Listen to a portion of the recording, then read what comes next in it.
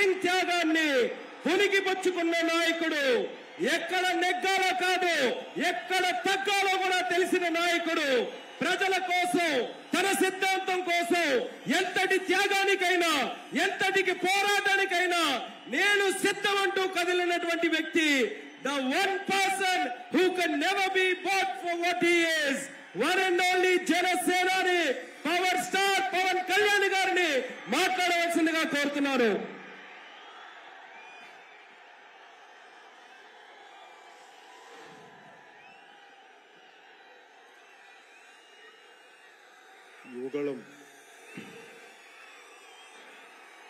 యువగళం సభకి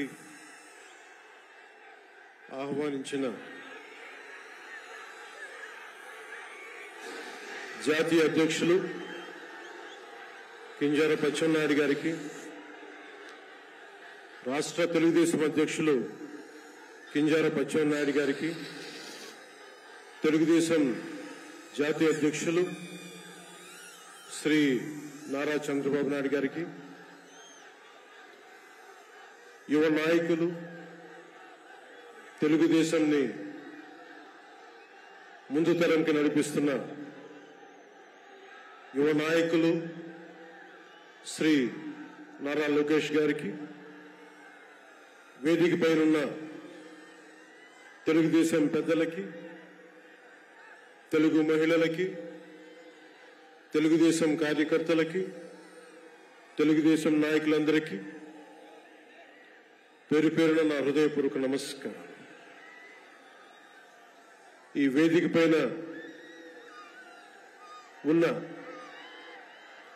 జనసేన నాయకులకి, PAC chairman Nadella Manohar గారికి, ఇక్కడికి వచ్చేసిన జన సైనికులకి, సభకు మద్దతుగా వచ్చిన వీర మహిళలకి నా హృదయపూర్వక నమస్కారం.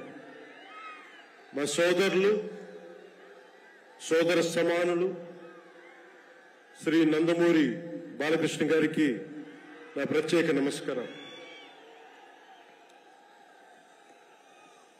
ఈ సభని, యువగళాన్ని సభలా జరుగుతుంది, నన్ను ఆహ్వానించాలని ప్రతిపాదన వచ్చినప్పుడు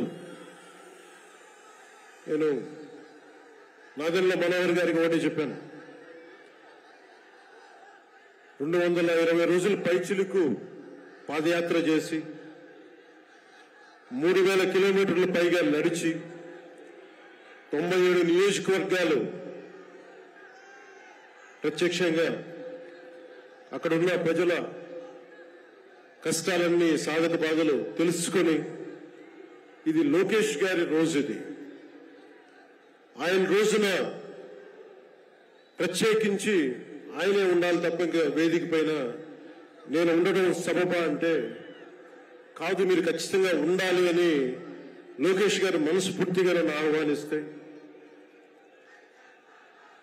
4 దశాబ్దాల సుదీర్ఘ అనుభవంతో ముఖ్యమంత్రిగా, ప్రతిపక్ష నాయకులుగా శ్రీ నారా చంద్రబాబు నాయుడు గారు ఆహ్వానం మేరకు మనస్ఫూర్తిగా నేను ఈ ఆహ్వానాన్ని మన్నించి ఇక్కడికి వచ్చాను. పాదయాత్ర జగన్ గారి పాదయాత్ర లాంటిది కాదు, ఇది బొగ్గలు మీరే పాదయాత్ర కాదు, ఇది కష్టాలు తెలుసుకున్న పాదయాత్ర, మాటలతో ఉన్న పాదయాత్ర కాదు, చేతలతోటి చూపించే పాదయాత్ర. అలాంటి పాదయాత్రని చేసిన లోకేష్ గారికి మనస్ఫూర్తిగా నా ధన్యవాదాలు తెలుపుకుంటా ఉన్నాను. ఒకసారి నాకు పాదయాత్ర చేస్తున్నప్పుడు చాలా అసూయ ఉంటుంది. నేను నడుద్దామంటే నాకు నడవనిచ్చే పరిస్థితి ఉండదు. పాదయాత్ర వల్ల చాలా అనుభవాలు ఎదురవుతాయి. చాలా మందితో సాధక బాధలు తెలుసుకోవచ్చు, కష్ట సుఖాలు పంచుకోవచ్చు. అలాంటి అవకాశం నాకు లేనందుకు ఈరోజు నాకు చాలా బాధగా.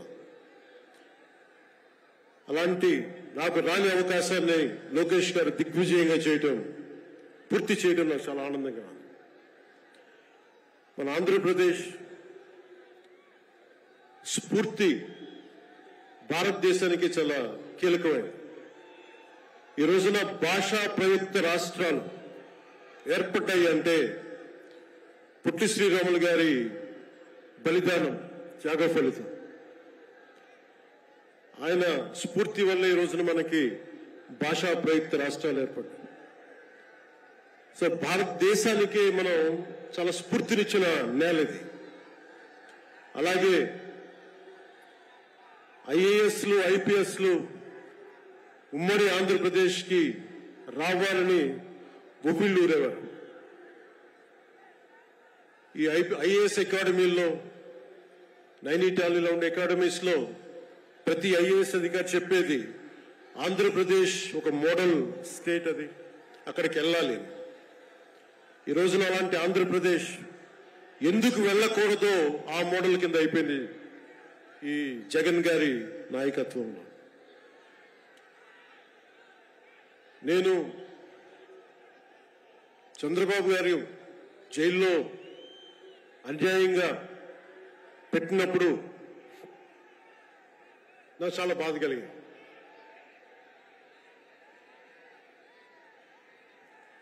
కష్టాలు చూసిన వాడిని, కష్టాలు దగ్గరగా పెద్దల నుంచి చిన్నప్పటి నుంచి చూసిన వాడిని, కష్టాలు అనుభవించిన వాడిని, ఓటమి వచ్చినప్పుడు ఒంటరితనం ఎలా ఉంటుందో తెలిసిన వాడిని, ముఖ్యంగా శ్రీ నారా చంద్రబాబు నాయుడు గారి కుటుంబ సభ్యులు వేదన అర్థం చేసుకున్నవాడిని, శ్రీమతి భువనేశ్వరి గారి బాధని దూరం నుంచే అర్థం చేసుకున్నవాడిని. నేను ఏం ఆశించి మద్దతు ఇవ్వలేదు. మనిషి కష్టాల్లో ఉన్నప్పుడు నా వంతు సాయంగా ఉండాలి అని చెప్పి బయటికి వచ్చి రాజమండ్రి జైలు వారిని మాట్లాడి ఇన్ని దశాబ్దాలు సుదీర్ఘ రాజకీయ అనుభవంతో జాతీయ స్థాయిలో ఎన్డీఏ లాంటి దీనికి పక్షానికి చాలా కీలకమైన బాధ్యతలు వహించిన వ్యక్తి ఆయన్ని జైల్లోకి అన్యాయంగా పెట్టడం చాలా చాలా బాధ కలిగించింది. కాంగ్రెస్ నాయకులు చేసిన తప్పుకి సోనియా గాంధీ గారు పెట్టారు జగన్ గారిని జైల్లో. ఆ కక్ష చంద్రబాబు గారి మీద చూపించడం చాలా అవివేకం. ఇలాంటి పరిస్థితుల్లో రాష్ట్ర విభజన జరిగినప్పటి నుంచి 2014 నుంచి విభజన జరిగినప్పటి నుంచి ఈ రోజున హైదరాబాద్ రాజధాని ఆంధ్రప్రదేశ్కి, తెలంగాణకి ఉమ్మడిగా అభివృద్ధి చేసిన రాజధాని. మనకి రాజధాని లేకుండా విభజన జరిగి,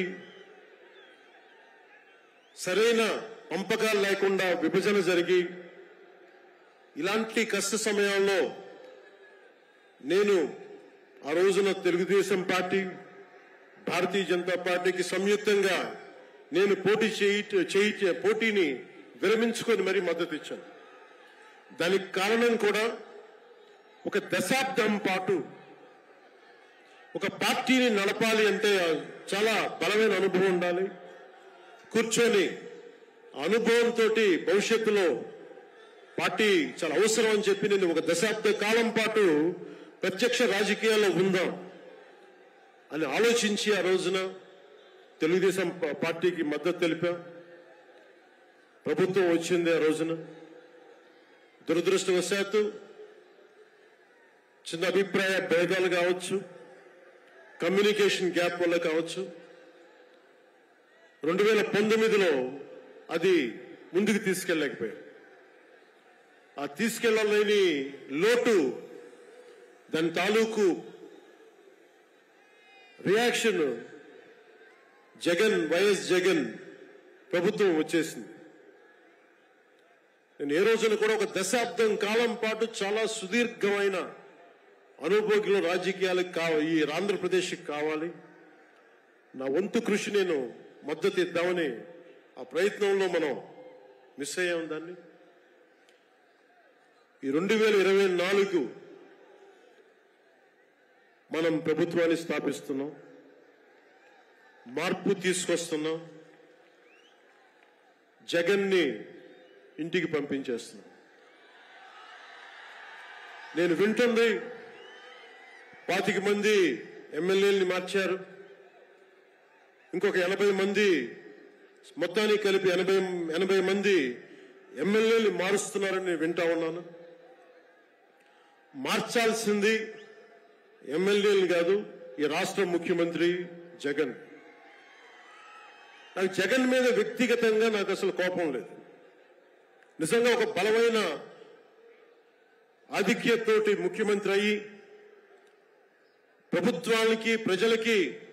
ప్రభుత్వాన్ని సమర్థవంతంగా నడిపి ప్రజలకి మేలు చేయాల్సిన వ్యక్తి కూల్చివేతలతో మొదలుపెట్టాడు.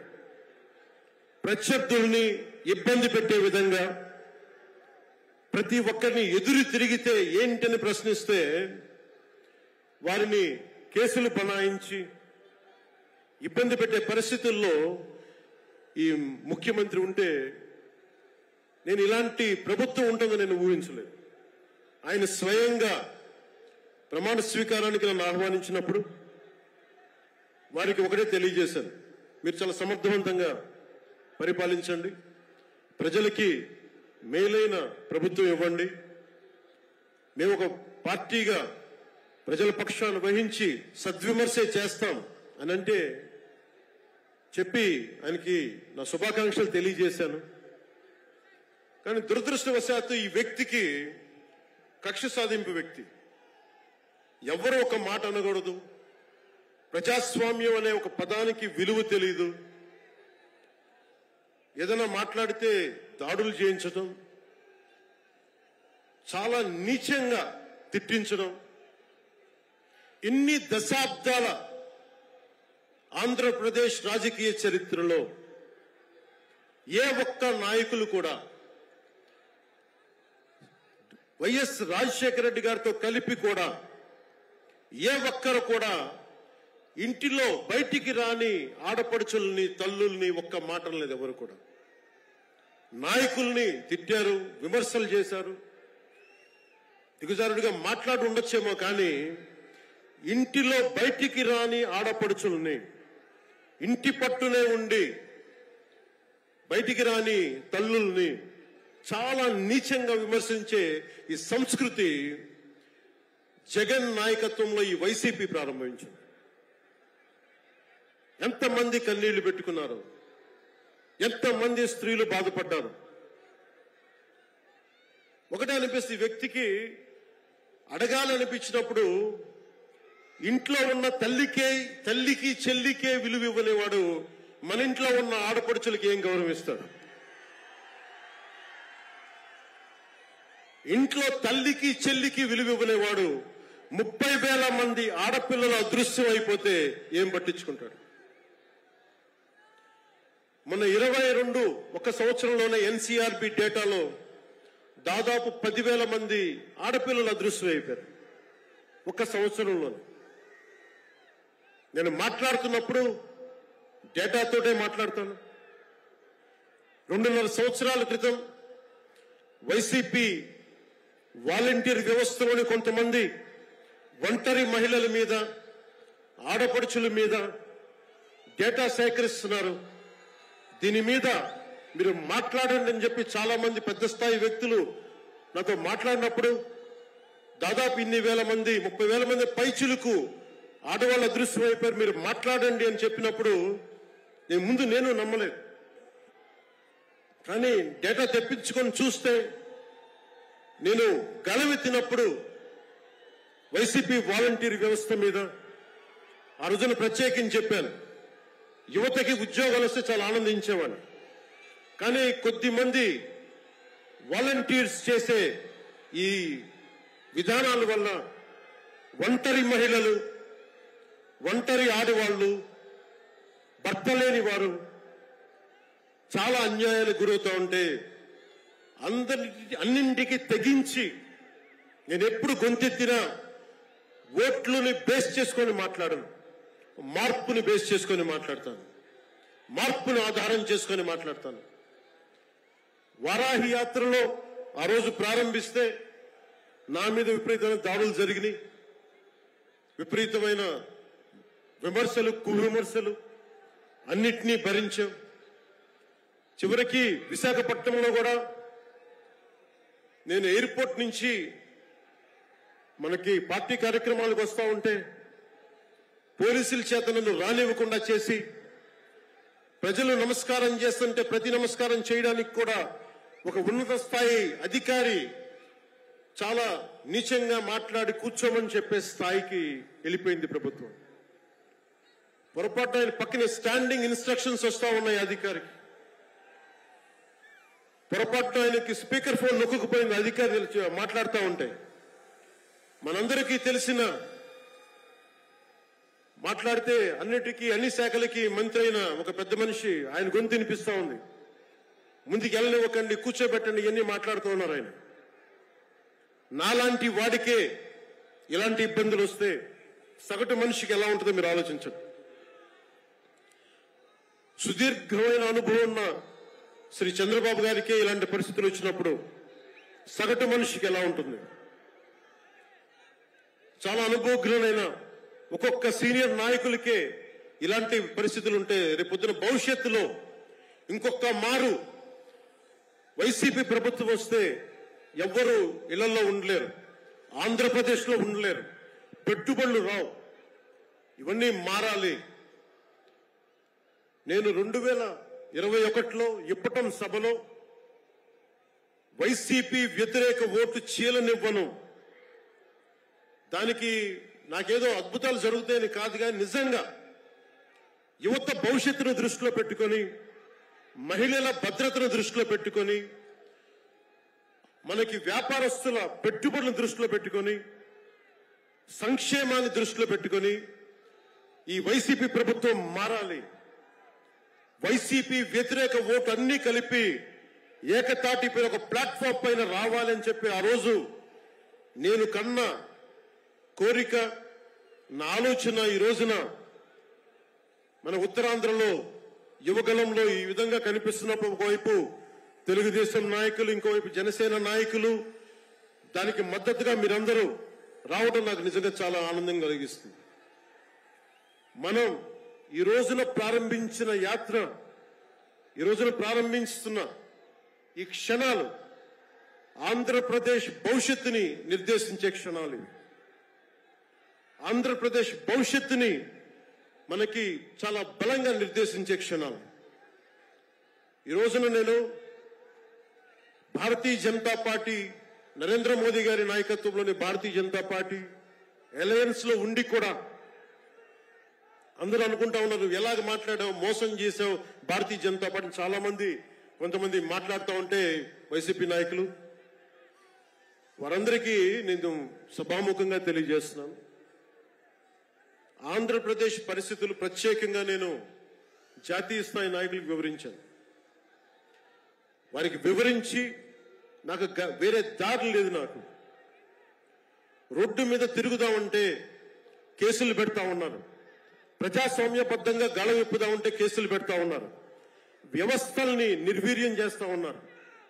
ఒక చిన్నపాటి సినిమా టికెట్లకు కూడా కూర్చోబెట్టి మొత్తం చీఫ్ సెక్రటరీ దగ్గర నుంచి ఎంఆర్ఓల దాకా వాడి ప్రజా వ్యవస్థలను దుర్వినియోగం చేస్తా ఉన్నారు.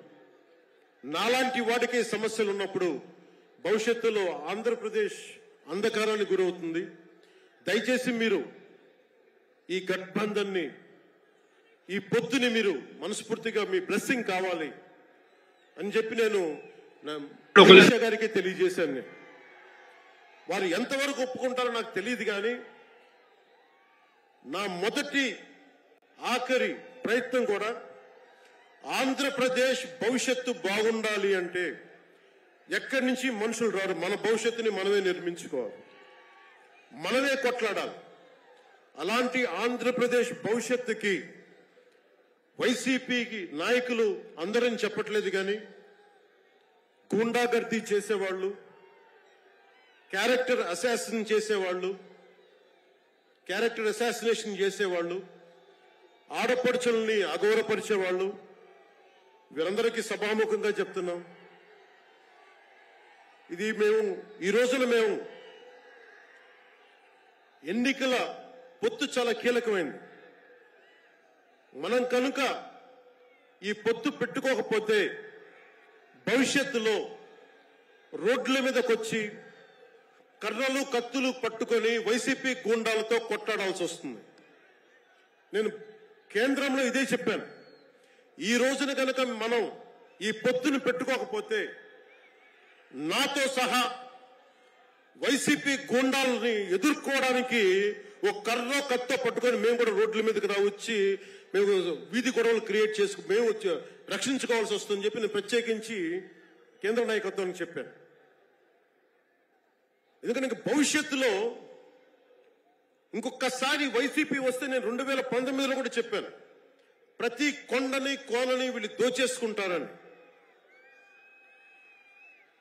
వీరికి ప్రజాస్వామ్యం మీద గౌరవం లేదు వీరికి. అందుకని ప్రత్యేకించి ఈ పొత్తుని సాధ్యమైనంత ఎక్కువ కాలం ఉంటే ఆంధ్రప్రదేశ్ భవిష్యత్తు నిలదొక్కునే వరకు ఇది ఉండాలి పొత్తుని మనస్ఫూర్తిగా నేను ఆకాంక్షిస్తున్నాను. నేను భవిష్యత్తు నేను కూర్చునేది రోడ్లు కానీ సోదరులు లోకేష్ గారు చెప్పారు, జనసేన ఆలోచన విధానంతో మేమందరం మాట్లాడుకున్నాం. భవిష్యత్తులో ఉమ్మడి మేనిఫెస్టో కూడా రిలీజ్ చేస్తాం. దాంట్లో ముఖ్యంగా నేను చెప్పదలుచుకుంటుంది ఇన్ఫ్రాస్ట్రక్చర్, రోడ్లు కానీ, హెల్త్ కేర్ కానీ, primary health care centres, secondary health care centres, tertiary health care centres, అలాగే మనకి యువతకి ఉపాధి అవకాశాలు, గవర్నమెంట్ ఎంప్లాయీస్ కి సిపిఎస్ రద్దు మీద ఎలాంటి నిర్ణయం తీసుకోవాలి, రెబీరా గారు పెట్టినట్టుగా పోలీస్ రిఫార్మ్స్ ఇంప్లిమెంటేషన్, అలాగే టీచర్లకి ఉద్యోగాల భర్తీ, రైతులు, కౌలు రైతులు, ఉద్యానవన రైతులు, సెరికల్చర్ రైతులు, ఆక్వా రైతులకి లాభసాటిగా ఎలా ఉండాలి, ప్రభుత్వ పాఠశాలలు, సంక్షేమ హాస్టల్ స్థితిగతుల్ని ఎలాగ మార్చాలి, అంగన్వాడీ కార్యకర్తలకు ఎలాగ అండగా ఉండాలి, పంచాయతీల్ని ఎలా బలోపేతం చేయాలి, మత్స్యకారులకి, గిరిజనులకి, దళితులకి ఎలాంటి పథకాలుంటే వారి జీవితాలు మరింత మెరుగవుతాయి, అలాగే చేనేత కార్మికులకి ఎంత అండగా ఉండాలి, వైద్యం అందుబాటులోకి ఎలా తీసుకురావాలి, సంఖ్యాబలం లేని బీసీ కులాలకి ఎంత అండగా ఉండాలి, వీటన్నిటి మీద చాలా లోతైన ఒక ఎక్సర్సైజ్ చేస్తా ఉన్నాం. దీన్ని బేస్ చేసుకొని ఒక ఉమ్మడి కార్యాచరణకు, ఉమ్మడి ప్రణాళిక నారా చంద్రబాబు గారు మేము కలుసుకొని వచ్చే ఇలాంటి పెద్ద సభలో, రానున్న పెద్ద సభలో ఒకటి సంయుక్తంగా దీన్ని రిలీజ్ చేస్తాం. ఈరోజు నేను ప్రత్యేకించి నా మాటని, ఇది లోకేష్ గారి రోజు కాబట్టి, ఆయన కష్టపడి ఆయన రోజు కాబట్టి నేను నా ఉపన్యాసాన్ని కుదించే మాట్లాడుతున్నాను. ముగింపు వాక్యాలుగా నేను మాటకి, మైత్రికి చాలా విలువనిస్తాను. కష్టాలు వస్తే ఒంటరితనం ఎలా ఉంటుందో అనుభవం ఉన్నవాడిని. తెలుగుదేశం ఆది నాయకులు కొండంత కష్టంతో ఉన్నప్పుడు వారు, వారి కుటుంబం, వారి పార్టీ కార్యకర్తలు, వారి పార్టీ నాయకులు మీరు కొండంత కష్టంలో ఉన్నప్పుడు నేను అర్థం చేసుకున్నవాడిని. వ్యక్తి ప్రయోజనాలు, వర్గ ప్రయోజనాలు, పార్టీ ప్రయోజనాలు అన్నిటినీ దాటి ఒక తోటి మనిషిగా, ఒక సాటి మనిషిగా నేను మీకు అండగా నిలబడ్డాను. దాన్ని ఏమి ఆశించి చేయలేదు. నేను ఆశించిందల్లా 5 కోట్ల మంది ఆంధ్రప్రదేశ్ ప్రజల భవిష్యత్తుకి బలంగా నిర్మించడానికి మనం సంయుక్తంగా కలిసి రావాలని ఒక ఆలోచన తప్ప నేను ఏ ఆలోచన పెట్టుకోలేదు. ఈ మైత్రి, ఈ స్ఫూర్తి అందరూ సమిష్టిగా వచ్చే చాలా సంవత్సరాల వరకు దీన్ని కాపాడుకోవాలని ఆశిస్తూ నా ఉపన్యాసాన్ని ముగిస్తున్నాను. మీ అందరికీ పేరు పేరున ధన్యవాదాలు తెలుపుకుంటూ, ఇందాక లోకేష్ గారు చెప్తున్నట్టుగా హలో ఏపీ చెప్పుకుందాం ఒకసారి. Hello AP, hello AP. వైసీపీకి బాయ్ బాయ్ చెప్తాం. మన ప్రభుత్వాన్ని స్థాపించుకుందాం, భవిష్యత్తు నిర్మించుకుందాం అని తెలియజేసుకుంటూ మీ అందరికీ పేరు పేరున ధన్యవాదాలు తెలుపుకుంటూ, తెలుగుదేశం జనసేన మైత్రి వర్ధిల్లాలి, ఇది చాలా అద్భుతంగా సాగాలని మనస్ఫూర్తిగా కోరుకుంటూ, దీనికి బీజేపీ అధినాయకత్వం సంపూర్ణమైన ఆశీస్సులు అందజేస్తారని మనస్ఫూర్తిగా ఆకాంక్షిస్తూ సెలవు తీసుకున్నాను. జై హింద్.